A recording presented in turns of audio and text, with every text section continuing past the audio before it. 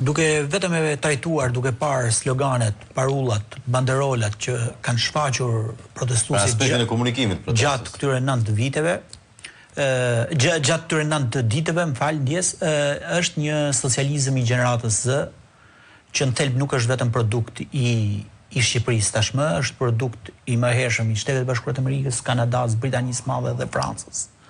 Në Shqipëri erdhi si fluks i rrjeteve sociale, pa diskutim edhe disa grupeve të tjera të interesit që kishin shumë dëshirë të krijonin këtë gjendje për shkak të inferioritetit që ndier me investimin në Zvërnec. Për të kuptuar çfarë ka ndodhur, ne duhet të rikthehemi 20 e sa vite pas, aty ku Club Mediterran, një nga kompanitë më të fuqishme franceze ndërkombëtare të turizmit, erdhi për të marrë Kakomen.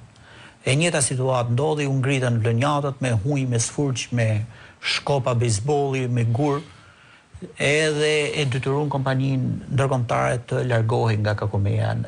Bëhet fjalë për 2007-2009. Ajo çfarë ndodhi më pas në Kakome ishte që investimet filluan, por i bën sipas surratit tyre ato investime dhe nuk pat një projekt që mund të rigjeneronte dhe mund të jepte një fluks shumë të madh dhe një kulturë tjetër turizmit në Vlorë. E njëjta gjë në një vit Kakomea, e njëjta gjë po ndodh edhe me Zvërnezin, ku mendoj që kompanitë ajo mund të merri nga një kompani shumë e madhe e fuqishme, që mund ndërtote vërtet një turizëm që i përshtatet ekosistemit dhe mund të jepte një fluks tjetër realisht asaj zone. Personalisht nuk jam kundra investimit. Jam pro protestës edhe çdo lloj proteste tjetër që del dhe kërkon. Dorë të lirë ka pas Rama te gjithë riviera shqiptare dhe kiosk është bërë, nuk është se e kanë drejtur. Ka një problem, se nuk është se palasa është do dal në thelbin e çështjes. Kulmi i ruajtjes natyrës. Jam në thelbin. Një kaq edhe ujë ska edhe nga Dakor. Ka shku 3.000 euro natë. Jam në tani këtu të dalë tek thelbi i çështjes, sipas mendimit tim, është që këta protestuesit janë për tu admiruar që dalin dhe protestojnë. Për këtë kanë treguar një fluk, kjo tregon që shoqëria ka një pakësi të akumuluar shumë të fortë gjatë këtyre 13 viteve, por nuk kanë kap thelbin e gjës. Pra, ata nuk shkojnë aty ku është thembra kili, që është realisht sistemi. Sistemi politik që kemi ne në Shqipëri, drejtuesin e qeverisë, pra kryetarin e partisë më të madhe që qeverisë vendin, automatikisht e kthen në një lloj autokrati dhe ka pushtet më shumë se sa do të kishte byroja politike e asaj kohe, e periudhës së komunizmit. Kjo gjë e detyron që interesat ekonomike ta në përkëmbin. Janë kaq forta, kaq të mëdha sa do ta kishte shumë vështirë t'i sundonte. Gjithë sistemi është i nënshtruar një individi. Dhe nëse nuk kërkohet ndryshim sistemi dhe mënyra se si do arrihet te ky ndryshim sistemi, kjo protestë nuk do prodhojë asgjë.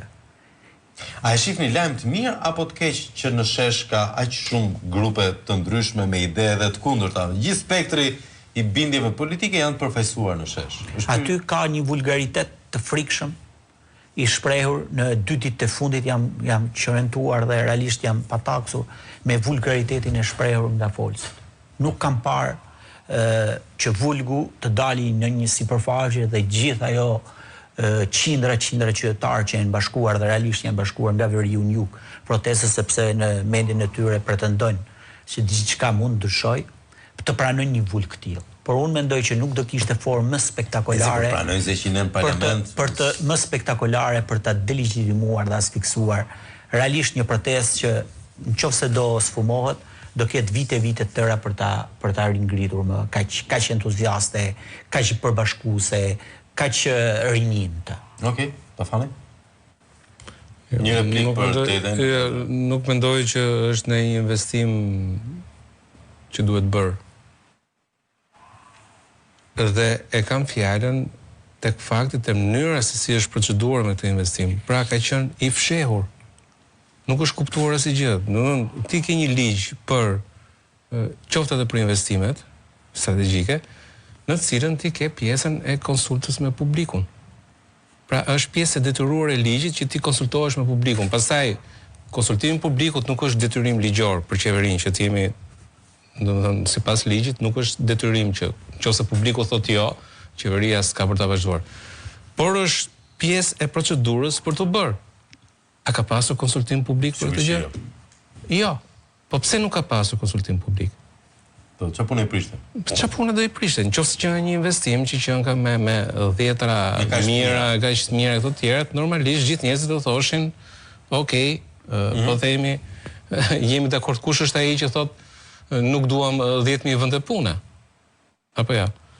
Pra, gjithë procedura është procedurë e dyshimt për mënyrën se si është mbajtur fshehurazi, sepse nuk e fshehurazi mbajnë vetëm pisliqet, gjërat të cilat janë të drejta dhe brenda ligjit nuk kanë pse të mbahen të fshehura.